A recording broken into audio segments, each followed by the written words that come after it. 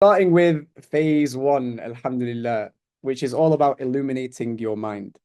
Now, the way that this program is structured is mental, theoretical, practical, and then turning to other people. So it covers all three bases. So naturally speaking, we start with a theory, and that's what phase one is all about. It's going to give you the theory that's going to truly, truly enlighten your mind before we go to enlightening your heart, which is showing that theory in your actions, inshallah. Okay. So this is the beginning of phase one, inshallah. So as you can see on the screen, alhamdulillah, we have a flimsy, half-broken shed on the left, and we have a beautiful, well-built mansion on the right. Now, I want you for a moment to imagine. Now, of course, it goes without saying that the shed is very weak, right? It's on its last legs. If a slight wind comes, it will bring this entire structure down. Whereas the mansion, if a heavy wind comes, it's not even going to shake, right? You have one with weak foundations and one with strong foundations. But I want you for a moment to just imagine that you go into each house, if you like, or each structure, and you create the same interior. Okay. So you have a big LCD screen TV, you have a PlayStation 5, you have sofas, you even put wallpaper up on the inside, right? On both of these structures. Both of these structures have the exact same interior. But as you guys have just known, with the slightest tremor, with the slightest wind, even with a bit of rain, something like that, the one on the left, the shed, is going to come and collapse, and everything on the inside is just going to fall apart and break. Whereas the one on the right is going to stand strong and firm, and it's not going to be shaken at all. Correct? What I've just described to you summarizes pretty much most Muslims. Most Muslims in the world today are like the flimsy shed that's on its last legs, without a shadow of a doubt. Most Muslims focus on the wrong things, and they focus on beautifying the interior of the house, okay? Forgetting the actual foundations, thus leading them to having a weak, flimsy shed that is about to collapse at any moment. But with the three golden principles, this transforms your flimsy, weak shed into a strong, stable mansion that I've just mentioned. That's exactly what the purpose of these three golden principles are. And that's why everything that you learn in this program is going to be built on these three golden principles. They are so incredibly important. And so, as we've just mentioned, the three golden principles, they make your flimsy structure unbreakable, just like the mansion, so that you as a Muslim become stable in life. What does stability mean as a Muslim? Stability in life as a Muslim gives you clarity on your purpose. No matter what path you choose in life, whether that's being a doctor or an engineer or a business owner or a student, whatever it may be, it gives you clarity on your purpose so that you're able to fulfill it until your very last breath. That's what stability as a Muslim looks like. Whereas there's many Muslims, and in fact, if you were to ask 90% of Muslims, what's your purpose in life? Wallahi, they'll give you the wrong answer. And inshallah, purpose is something we're going to speak about in phase one. And you're going to realize that maybe you didn't know exactly what our purpose was. Okay. So this is one of the things that stability looks like. Stability as a Muslim also looks like strength in the face of calamity. Think of the weak shed. If a very small storm came, it's literally destroyed. Your PS5's gone, your TV's gone, your sofas are gone, all because this shed is so weak. Whereas a strong structure means that whatever storm comes, like the mansion, it will stand on its legs. So what am I trying to say here? If Allah subhanahu wa ta'ala tests you with loss of life, may Allah subhanahu wa ta'ala protect us, or he tests you with loss of health, or loss of money, or anything like that, a lot of Muslims, they break. They leave their prayer. They leave their relationship with Allah. They even leave the deen. May Allah protect us. That's what having a weak structure looks like. You can have all the knowledge in the world, but all of that will prove nothing in the face of calamity if you have a weak structure. And so stability as a Muslim, embodying these three golden principles will make sure you have strong, unbreakable foundations. Another way stability looks like is tranquility through your life journey. Now, whatever happens in your life, how many of us can say that we just feel at peace and tranquil throughout the entire journey? How many of us can say that? A lot of us are just filled with anxieties. We don't know what's going to happen next. We're worried about the future. We're worried about our health. We're worried about everything. But actually embodying these three golden principles allows you to be at peace and tranquil throughout every aspect of your journey in life. your relationships, your finances, everything. You'll just be tranquil. That's what stability looks like. And you're going to get that when you embody these three golden principles. And finally, stability as a Muslim allows you to achieve excellence in all your affairs. Again, like we mentioned, whatever path you choose in life, you don't have to be a seeker of knowledge to become close to Allah. Iblis had the most knowledge, right? But look at who he ended up being. Knowledge is not the answer to getting close to Allah. Rather, it's embodying the principles that we're about to learn and achieving excellence in whatever path that you achieve, which gets you close to Allah. And that's what stability as a Muslim gives you. And so that's why these three golden principles are so incredibly important. However, if your foundations are weak and you do not apply these three golden principles, then no matter what your interior looks like, no matter how many PS5s you have, or how beautiful your sofas are, or whatever the wallpaper looks like, the slightest tremor is going to destroy you. And what does this mean by interior? If we were to draw this analogy and to make you guys understand this analogy, what does having a beautiful interior look like? Having a beautiful interior looks like you having all the knowledge in the world. There's many knowledgeable people, but they actually have weak foundations. There's many people who wear the most modest clothes. Many people in niqab, many people are hijab, many people wide, thobes like what I'm wearing, but they have a weak foundation. Many people grow their beard down to their belly button, but they have weak foundations. Many people pray all the sunnah prayers, but they have weak foundations. The slightest tremor comes and destroys their entire building. And that's because they focused on the wrong thing. And so therefore, whenever things got a little bit difficult, they just gave up. And that's why so many people, and you might relate to this, and it's okay, we're just being frank with each other here. That's why so many people, they might get a burst of motivation. I need to connect with Allah. I need to reconnect with my deen. I need to turn to him. I need to learn about my deen. I need to seek knowledge. And then within just a few days, they try a few things, it gets a little bit difficult, and then they just go back to scrolling on social media all day. They go back to wasting their time. They go back to seeing their friends every week and not doing anything productive. It's because these three golden principles are not present. And so everything you're going to learn, everything you're going to apply is going to be built on these three principles, and you're going to be using them for the rest of your life.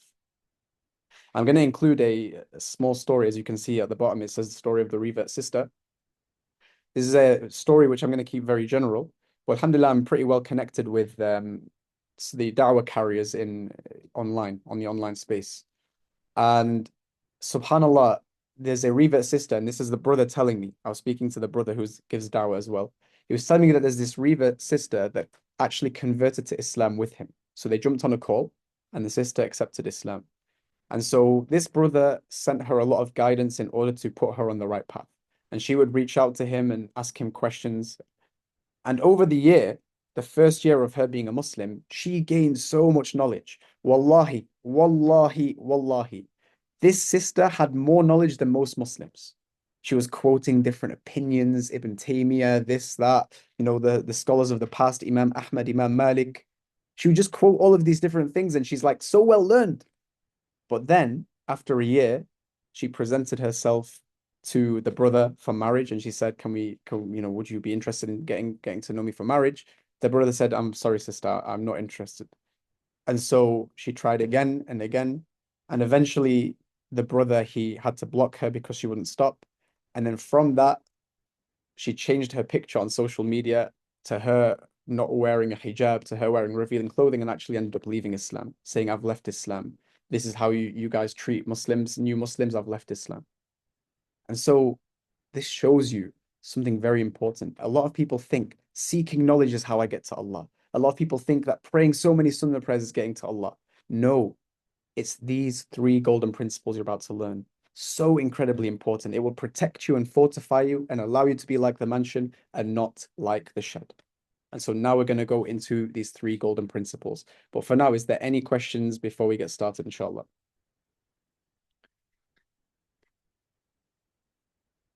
All right, alhamdulillah. Just going through the chat very quick. طيب, let's get into it, bismillah. So, principle number one is known as climb the mountain. Okay? I've tried to make this as visual as possible for you so that you understand truly what I'm trying to say. Your journey to Allah is like climbing a mountain. And if you guys have ever climbed a mountain, you know exactly how to answer these questions. Imagine you're right at the bottom of a mountain, about to climb it, and you look all the way to the top. It's a massive mountain, Mount Everest. Let's go all the way to the other side of the spectrum. Mount Everest, okay? You're at the bottom of Mount Everest and you look all the way to the top. It's the biggest mountain in the world. And when you look to the top, you start dreading and you start worrying, how am I ever going to get to the top? My question to you is, how is that going to affect your climb? How's that going to affect your demeanor? How's that going to affect your ability to get to the top? If you stand on the bottom of the mountain, you look up and you think, how am I going to get there? Like this looks impossible. How is that going to affect you? Bismillah. What do you guys think?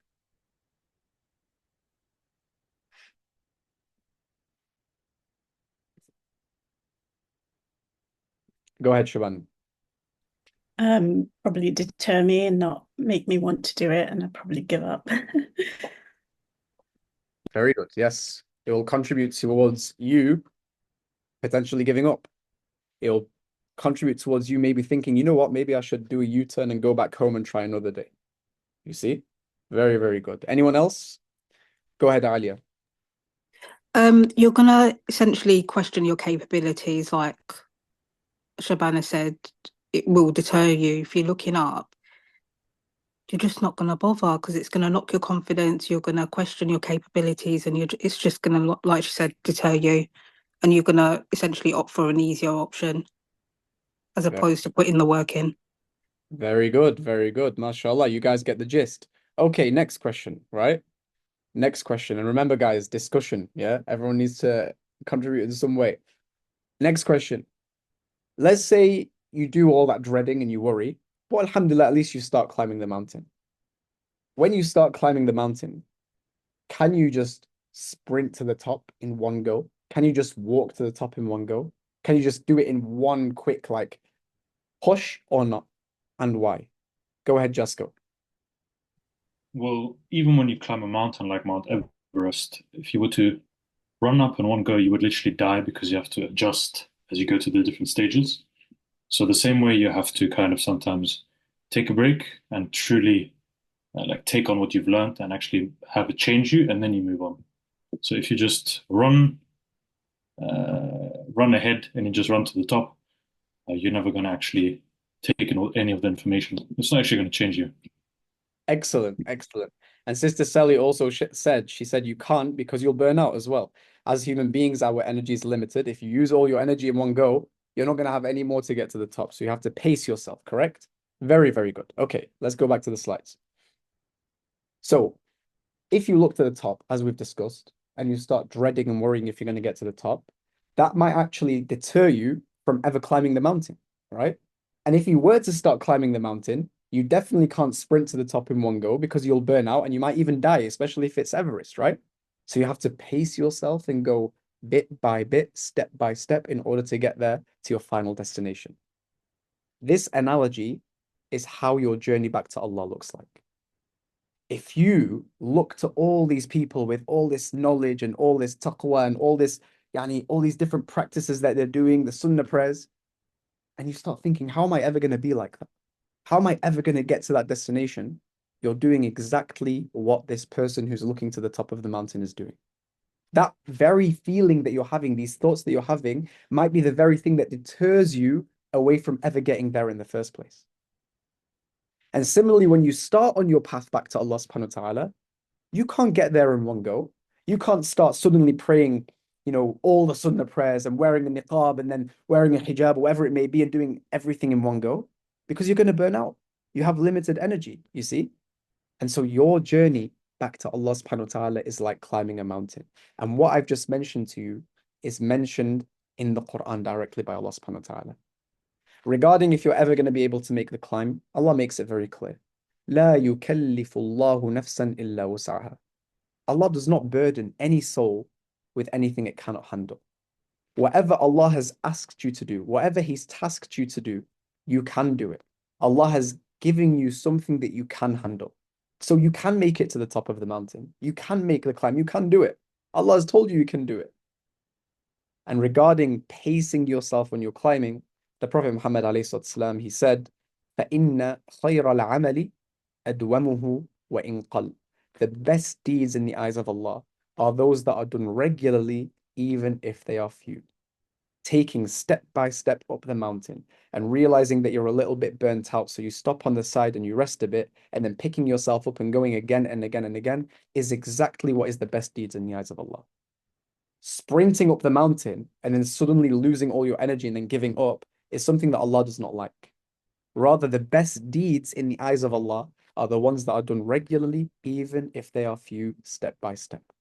So when you guys start climbing the mountain, when you guys have started your 3-month journey, know that this is what it looks like. You take step by step, and you know with certainty that you can make it. You can get to Allah. You can get the highest ranks of Jannah. You can have a strong relationship with Him. It starts with mentality, and it starts with regular steps, even if they're few. Let's take it to the next level. Now I want you to imagine, okay, that you've started this climb. Everything I've said, you're applying, okay? You know that you can get there. You know that you need to be regular steps, even if they're few. You know all of this, and you're doing it, you're applying it. But as you guys are climbing the mountain, you see people whizzing past you. They're going way faster than you, yeah? And when you look up as people are whizzing past you, you see so many people at the top of the mountain, but you're right at the bottom. How is that going to affect you? How is it going to affect you when you see many people whizzing past you? 1, 2, 3, 4, 5, and you're just there trotting along slowly. How's that going to affect you? And when you look up to the top of the mountain and you see people doing so much more than you, and they've achieved so much more than you, when you look at those, how is it going to affect you? Go ahead, Jafar. Bismillah. You're muted, ya Habibi.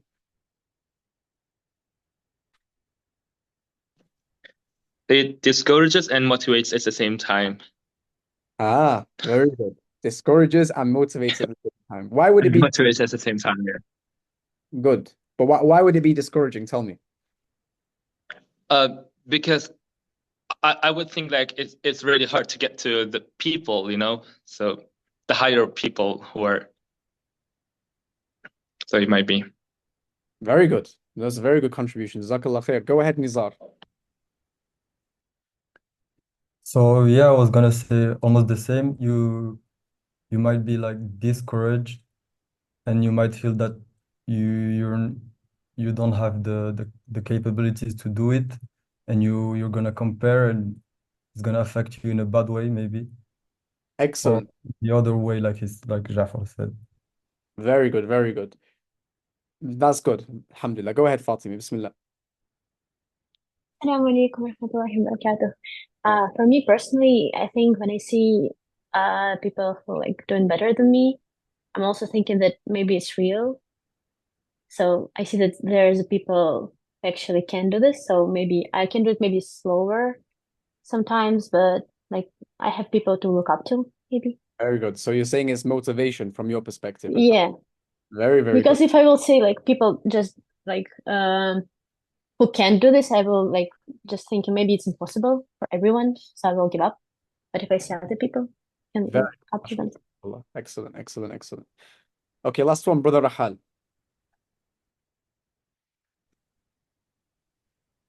Assalamu alaikum wa rahmatullahi wa barakatuh.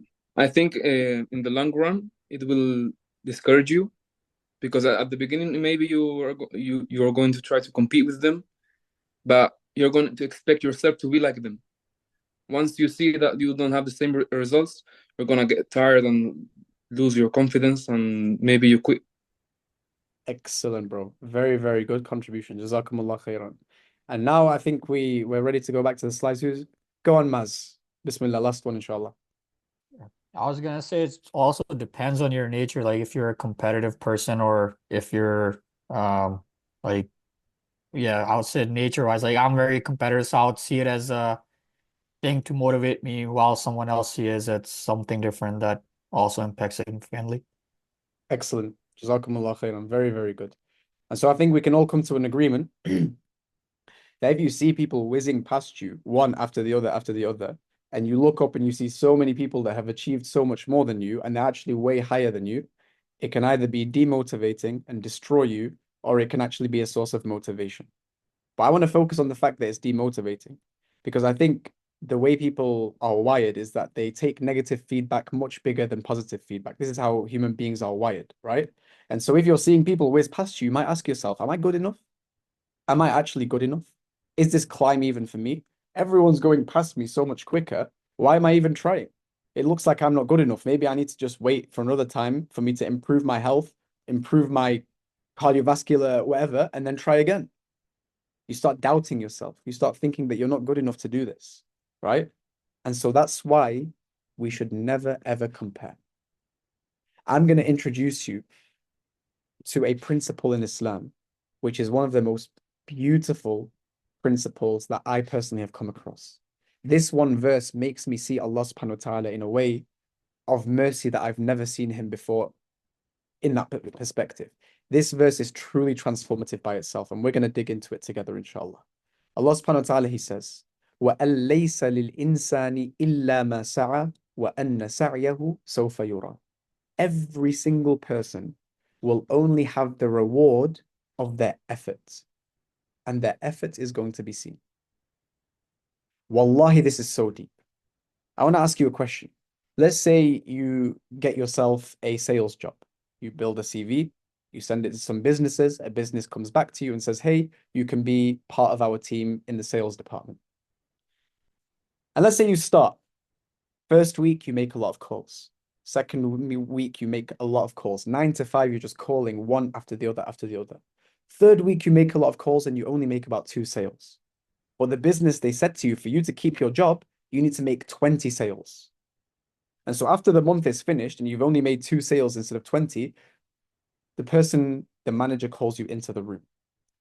He says, look, I'm going to have to let you go. You've only made 2 sales and not 20 sales. If you say to this person, but I've been calling people day in, day out, 9 to 5. I've not taken a single break. I've been calling. Do you think the manager's going to care? No, he's going to say, I don't care. You're not making me money for my business. You're clearly not good enough at your sales. Get out. And he's going to fire you. The way Allah subhanahu wa ta'ala works is complete opposite. Allah does not care about the results. He cares about your effort. He looks at your effort. This is what Allah is telling you here. The fact that you're trying your best on this climb up the mountain is all that Allah cares about. If your best is very, very slow, then you, in the eyes of Allah, are better than someone who runs up the mountain, has plenty of energy, but they're not even trying. If you spend one entire year learning how to read the Quran, learning how to read Arabic, but someone else just has the ability to learn to read Arabic and they don't even try, your reward for trying to learn Arabic and reading Arabic is far greater than the one who already knows and they don't even need to put any effort in to know as well. Every aspect of your life, when you're striving for finances for the sake of Allah, when you're striving to improve your knowledge for the sake of Allah, the effort that you put in is all Allah cares about. How can I prove this? Nuh alayhi salam, one of the prophets of Allah subhanahu wa ta'ala, one of the greatest prophets of Allah subhanahu wa ta'ala. He gave da'wah for almost 1,000 years, but only a handful of people accepted Islam. Well, he was a prophet, which is the most beloved people to Allah subhanahu wa ta'ala. If it was about the results, do you really think that Allah subhanahu wa ta'ala would make him a prophet? No. He put in maximal effort for 1,000 years and only a handful of people accepted Islam, but he's a prophet and he gets rewarded for the efforts that he put in and not the results that he got. And so when you guys are striving to get closer to Allah and you see people doing all of these different things, reading the Quran, memorizing, learning so many things about the deen, praying sunnah prayers, wearing the hijab, none of that matters. All that matters is if you are doing your best to get to the top of the mountain. Really ask yourself, am I doing my best to get close to Allah? Am I truly trying my best or am I doing it half-heartedly? Because that's what Allah cares about. Whether you get there in the end or not doesn't matter. You can die being on the bottom of the mountain, having traveled only a few meters, where you can get the highest ranks of Jannah. Why? Because you tried your best. It's not about how high up you get, it's about how hard you try. And this is one of the most beautiful concepts that I have personally ever come across in Islam, and it's something that should truly, truly motivate you to keep going no matter what. And so don't compare to other people. And if you do find yourself comparing and feeling a bit down, use that comparison to motivate you to put in more effort, as you guys have said yourself. Use it as motivation, but never allow it to make you feel like you're not good enough. Because if anyone had the chance to say that I'm not good enough, it would be Nuh alayhi salam. But he continued, and he's a prophet himself. Does that make sense? And so that is principle number 1. Does anyone have any questions about principle number 1?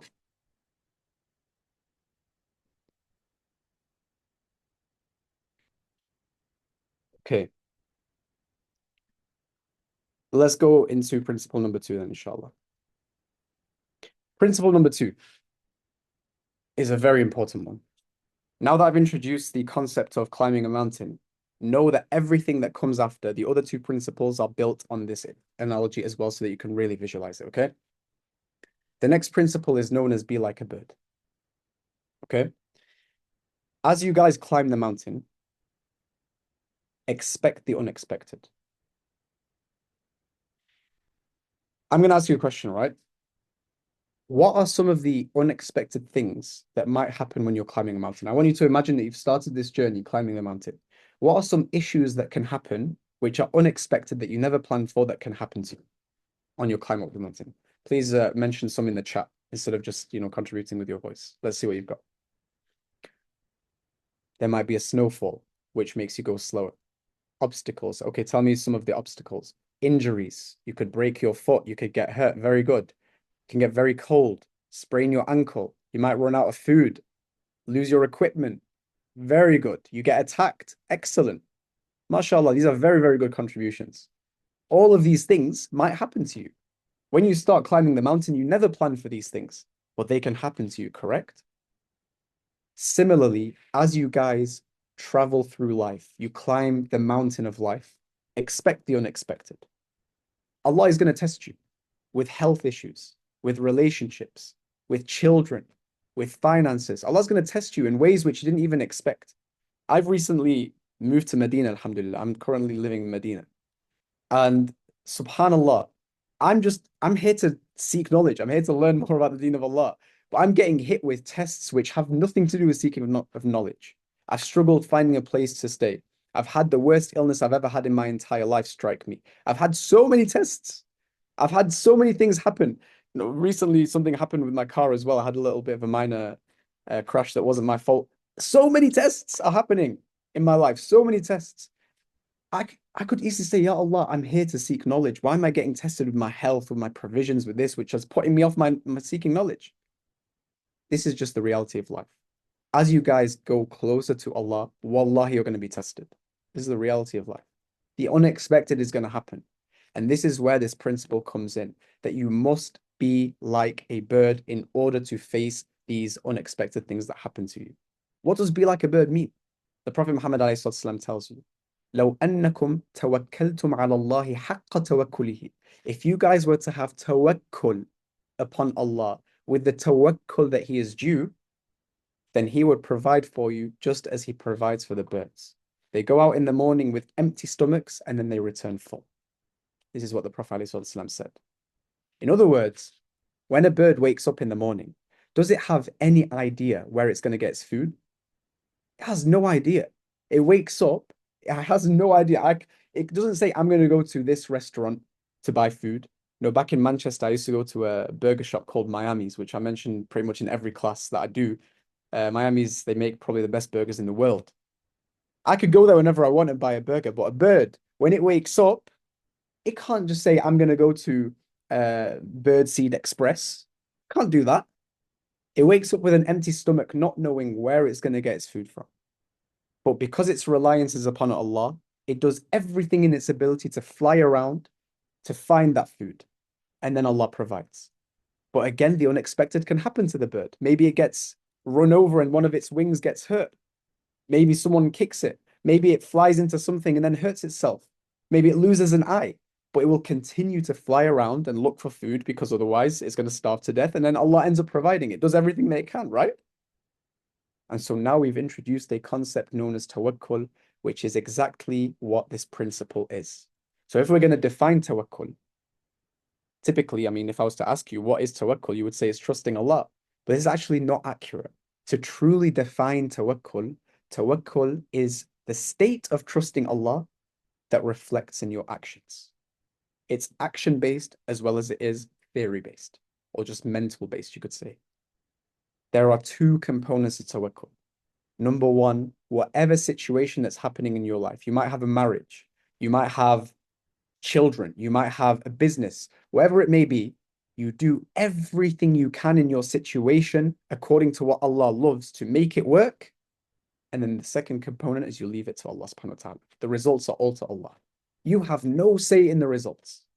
Tawakkul is realizing you have no say in the results. All you can control is your actions. And so you strive and you strive and you strive in your actions. Guys, how many are the people that get married when they're young and then they get divorced when they're young?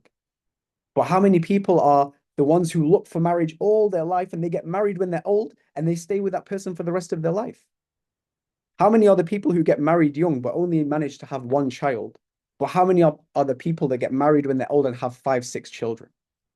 How many are the people that start a business and do all the work that needs to be done? They work hard day in, day out, but they only get minimum wage. But how many of the people that start a business, they don't do anything and Allah just opens the floodgates of money for them and they become millionaires for not doing anything?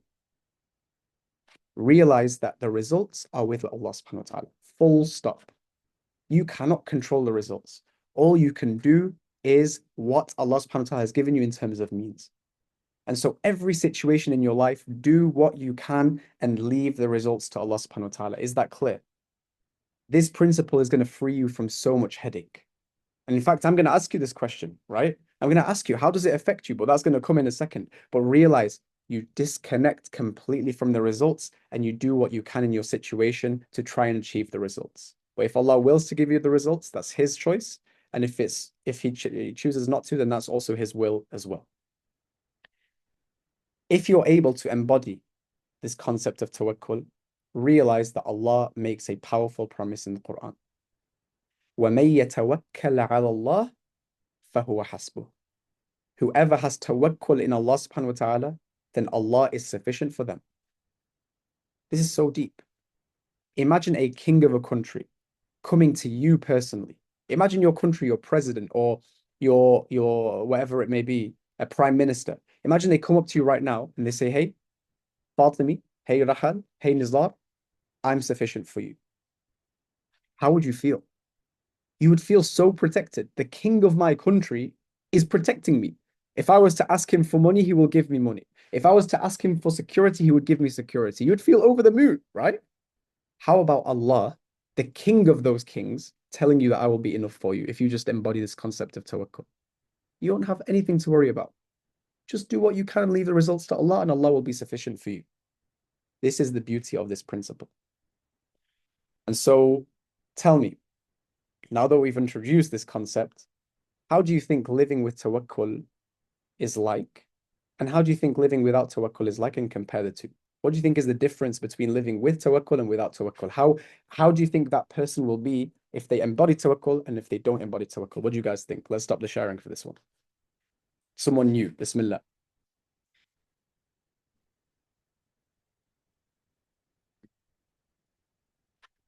Who's gonna share? Anyone? Go ahead, Ryan. MashaAllah. Assalamu alaikum, how you guys doing?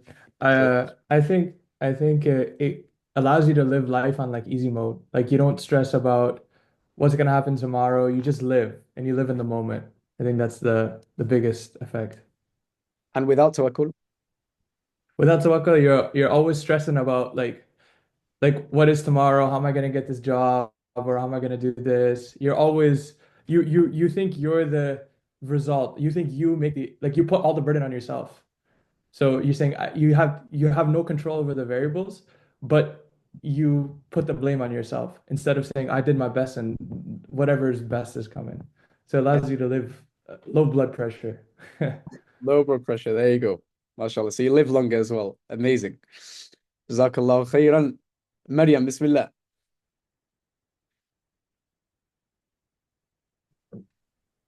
Assalamu alaikum wa rahmatullah. For me, I'd say without tawakkul, it's like being in limbo, in a complete abyss. So there's a constant state of panic and just that's all you can see, nothing. And you're fixated on the fact that you know nothing. Whereas with tawakkul, it's like you accept the fact that life is a collective cluster of leaps of faith. You know, you've constantly got no ground under you. You're jumping from one high rise to another high rise. And I'm sorry I'm using this example, but you know, like how the Christians say Jesus walked on water. You know, you could have really unsteady ground beneath you, but you know that you've tied your camel, you tried everything that you needed to, but you're confident taking those steps, taking that leap. That's for me. That's how it feels. Excellent. Jazakallahu khairan. Very good, mashallah. Last two, Sumaya and Omar, but keep them concise so that we can take the break soon, inshallah, after the third principle. Bismillah, Sumaya. Assalamu alaikum wa rahmatullahi wa barakatuh. Without tawakkul, it gives you a lot of anxiety, and adding on to what everybody else says, I think it also puts you in a sort of dangerous mindset where you start questioning Allah and like His decisions for you. So you start like asking, why are you doing this to me? Why is this? Why is that? So it puts you in a sort of dangerous mindset as well. Excellent. Jazakallahu khairan. Very good, mashallah, tabarakallah. Omar, Bismillah. Assalamu alaikum wa rahmatullahi wa barakatuh. Lack of tawakkul could also bring arrogance in one heart, because when you're not relying upon Allah Azza wa Jal, then you can think like, oh, my actions are responsible for my results, which is definitely not the case. And having tawakkul, on the other hand, could prevent you from having arrogance as well. Wallahi, I couldn't have put it better myself. Jazakallahu khairan. Excellent contribution. Jazakumullahu khairan. Absolutely. When you think that the results are attached to your efforts, you begin to think about yourself, not Allah subhanahu wa ta'ala. When really it's Allah subhanahu wa ta'ala that allowed you to get that thing in the first place. And so it allows you to have this self-amazement. It allows you to have this arrogance that's deep within, which is something that takes you away from Allah, not to Allah. Excellent. Jazakallahu khairan. Okay, so you guys understand. And so obviously, with tawakkul introduced, and you guys understand that living with it is amazing. You have everything to gain, but if without it, you have everything to lose. You understand all of that. Obviously, it goes without saying that sometimes tawakkul is hard to embody, correct? I think we can all agree that sometimes when we're shaken very, very much, it's very difficult to have tawakkul. It's very difficult to hold on to it. And so I'm going to leave you with a hadith to end this principle, which is a promise from the Prophet ﷺ, which should put every heart at ease and allow you to embody tawakkul no matter what happens in your life. عجبا لأمر المؤمن إن أمره كله خير. Wondrous is the affair of the believer. This is the Prophet ﷺ telling you, amazing is the affair of the believer. For there is good for him in everything that happens to that believer. And this is only the case with a believer. If something good happens to the believer, he thanks Allah and it's good for him. But if something bad happens to the believer, then he shows patience, and that is also good for him too. Everything that happens to you, loss of life, loss of health, loss of wealth, anything that you're tested with that tests your ability to have tawakkul, it is good for you. Qat'an, definitely, without a shadow of a doubt, this is a promise from the Prophet ﷺ. As Muslims, we know he does not lie, sallallahu alaihi wasallam. This is a promise from him. If you have that certainty that everything that happens to you is good, wallahi, you'll embody tawakkul like nothing else. And that tawakkul will allow Allah to be sufficient for you. So it's like a cycle of perfection. You have everything to gain, but you have nothing to lose. And subhanAllah, this is just a very small glimpse of a story that I want to share, which kind of embodies tawakkul. In the time of COVID, when people were getting put in ICU units and dying literally from COVID, there was a Muslim brother, I read this on one of the news articles, who actually got COVID and he was put in hospital. And his situation got very bad that they moved him to the ICU unit, which is basically where you could very much die. There's a high percentage that you could die. The nurse that took care of him in the ICU unit ended up becoming his wife. Subhanallah. Tawakkul. That brother could have easily said, why me, ya Allah? Why are you doing this to me? I can't handle this anymore. What is life? But this brother, alhamdulillah, alhamdulillah for everything. He's living life on easy mode, as Rhyad said. And he got his wife because the woman that took care of him in the ICU unit was a Muslimah and then ended up getting married, subhanAllah. So really just embody tawakkul in everything that you do, bi'idhnillah ta'ala. Any questions about principle 2 before we move on to principle 3? Alhamdulillah. And this will be the, Ya Allah, please grant me COVID and heal me with my future wife. That's not a good dua to make. Ask for a wife without COVID, inshallah. Okay, let's go to Principle 3, inshallah. Now, for the previous students, you're going to be shocked because you're like, whoa, that's not principle 3. I changed it a little bit because this is a more complete version. Principle 3 is to tread carefully. Tread carefully. Allah makes something very clear, subhanahu wa ta'ala, throughout the Quran. When you pick up the Quran and you read it from start to finish, you will see a common theme. Taqwa. You will see this be repeated again and again and again and again. And only just 2 of the thousands of verses that are mentioned with taqwa, Allah subhanahu wa ta'ala makes something clear. وَالْعَاقِبَةُ لِلْمُتَّقِينَ. The best outcome, the best destination is for those who have taqwa. But Allah also says something else in a different verse. وَمَن يَتَّقِ اللَّهِ يَجْعَل لَهُ مَخْرَجًا وَيَرْزُقُهُ مِنْ حَيْثُ لَا يَحْتَسِبُ. Whoever has taqwa in Allah, He will make a way out for them and He will provide them from sources they could never imagine. Taqwa. This is a common theme throughout the Quran. And what we see when we look at all these different verses and all these different hadiths where the Prophet ﷺ emphasizes taqwa, is that taqwa guarantees you a good life now and a good life tomorrow, which is eternal. So what exactly is taqwa? Taqwa, to put it simply, is like watching every single step that you take up the mountain. Imagine a very rocky mountain, Everest. It's slippy because there's a lot of ice. There's big rocks. Is it not the case that every single step you take, you're going to make sure that you put it on somewhere stable so you don't slip and fall back down? Is that the case? Of course that's the case. You're going to make sure that every step you tread carefully to make sure you get to your destination. By extension, taqwa, in the best way to describe it, because there's no direct definition in English, taqwa is like watching every single decision you make, an action you make, and your reaction you make, and you make sure that what you do in that situation is what Allah loves and not what Allah hates. Stepping in the right place up the mountain is like taking the necessary decision that earns the pleasure of Allah and not the displeasure of Him. Does that make sense? Every single step you take up the mountain, you need to make sure that Allah is happy with this decision I'm about to take. Every action, every reaction, every decision, every thought, everything in your life, Allah should be at the heart of it. And you need to watch every single one of these steps to make sure that Allah's pleasure is being earned and not His displeasure. And I promise you, wallahi, if you embody this principle, watch the wonders unfold in your life. Did we not say in the previous verse, وَمَن يَتَّقِ اللَّهِ يَجْعَل لَهُ مَخْرَجًا? That whoever has taqwa, Allah will grant them a way out of every difficulty. Imagine, whatever difficulty you're facing, taqwa is the thing that will take you out of that. And then Allah said, وَيَرْزُقُهُ مِنْ حَيْثُ لَا يَحْتَسِبُ. He will grant them provisions from places they didn't even imagine.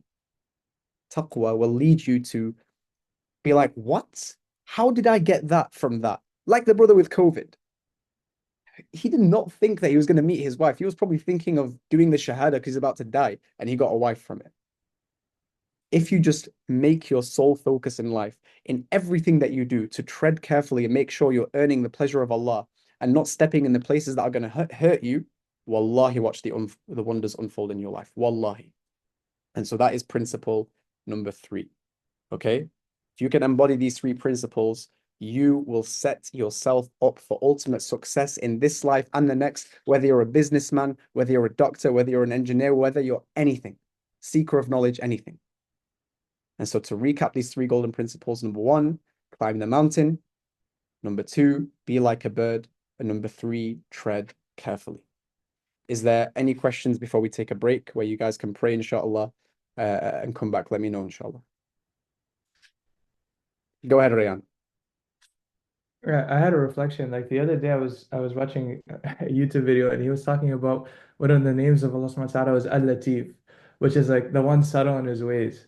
So it's like these stories that connect. It's like it's beautiful because it's subtle. Like you'll only realize after it happens that it was the tawakkul that got you to where you were.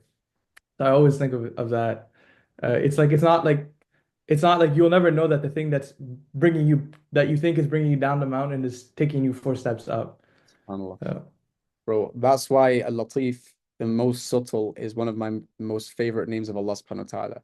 where me personally I was a few years ago to where I am now is like the difference between earth and the sky. Wallahi, I'm sure a lot of you guys can relate as well. The way Allah just gives you hardships and tests and puts things in your life and directs you to where you are now and improves your situation is something that cannot be explained by man.